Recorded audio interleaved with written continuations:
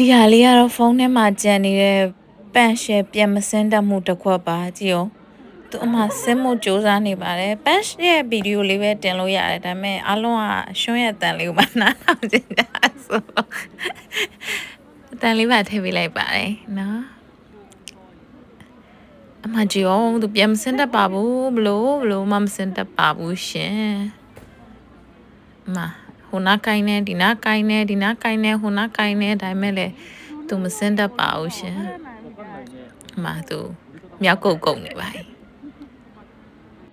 နောက်ဆုံးတော့မှထိုင်ရင်းနဲ့ဘလို့အကြံထုတ်လိုက်တော့မသိဘူးဆင်းသက်သွားပါပြီ yay I can do it ဆိုရောမှသူရဲ့အယုတ်ကလေးကိုဆွဲပါတယ်ရှင်သူဘလို့တက်သွားအောင်ဆိုတာပြမယ်